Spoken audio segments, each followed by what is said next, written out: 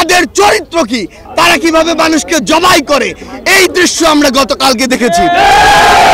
যারা আমার ভাইকে হত্যা করেছে তাদেরকে যদি গ্রেফতার করে দৃষ্টান্তমূলক শাস্তি না দেওয়া হয়, তাহলে পুরো বাংলাদেশের এই যে ছাত্র জনতা একসাথে সরকারের বিরুদ্ধে তাদের জায়গা থেকে প্রতিবাদ জানাবে। এই বাংলাদেশের মুসলমান যারা রয়েছে শান্তিপ্রিয় মুসলমান, এই বাংলাদেশের মুসলমান যারা রয়েছে তারা আসলে যেমন নিজেদের ধর্মের প্রতি তাদের সহানুভূতি রয়েছে, অন্যান্য ধর্মের যারা রয়েছে তাদের প্রতিও তাদের সহানুভূতি রয়েছে। কিন্তু এই সহানুভূতিকে ব্যবহার করে কেউ যদি নিজেদের ওই ভারতে বসা চক্রান্ত, যারা মাসের 30 দিনের 25 দিন দেহটা নিয়ে এই বাংলাদেশে বসে থাকে আর বাকি 5 দিন মনটা নিয়ে ভারতে যায়, সেখানে চক্রান্ত করে এবং সেই চক্রান্তের এক্সিকিউশন এই বাংলাদেশে এসে ঘটায়, সে সকল উগ্রবাদী হিন্দুদেরকে প্রতিহত করার জন্য আমাদের মনে বিন্দুমাত্র সহানুভূতি থাকবে না। আমরা আমাদের জায়গা থেকে স্পষ্ট করে বলতে চাই, আমরা অনেক সহ্য করেছি, আমরা আমাদের জায়গা থেকে সর্বোচ্চ উদারতা দেখিয়েছি। আমরা দেখেছি এই অভ্যুত্থানের পূর্বে কারা কতটুকু এই অভ্যুত্থানকে সমর্থন করেছিল।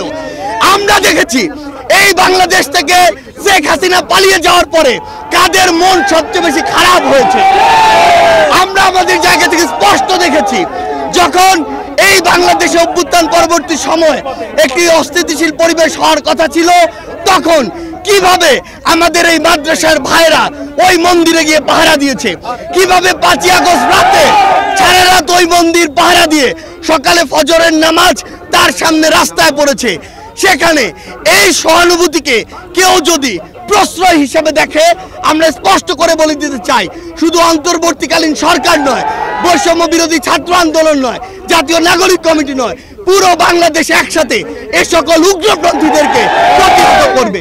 আমরা আমাদের জায়গা থেকে স্পষ্ট করে বলতে চাই, এসব ইসকনের নামে যেসব উগ্রপন্থীরা বিগত 16 বছরে অসংখ্য অপকর্ম ঘটিয়েছে, ফ্যাসিস্ট আওয়ামী লীগ এ সকল অপকর্মকে মানুষের সামনে আসতে দেয়নি।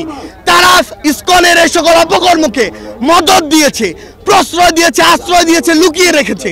কিন্তু তাদের চরিত্র কি, তারা কিভাবে মানুষকে জবাই করে, এই দৃশ্য আমরা গতকালকে দেখেছি।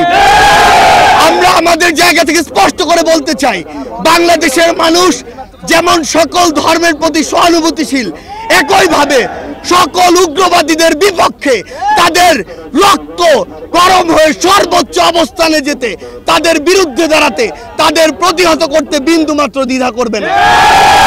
আমরা আমাদের জায়গা থেকে সরকারকে স্পষ্ট করে বলতে চাই, যারা আমার ভাইকে হত্যা করেছে তাদেরকে যদি গ্রেফতার করে দৃষ্টান্তমূলক শাস্তি না দেওয়া হয়, তাহলে পুরো বাংলাদেশের এই যে ছাত্র জনতা একসাথে সরকারের বিরুদ্ধে তাদের জায়গা থেকে প্রতিবাদ জানাবে।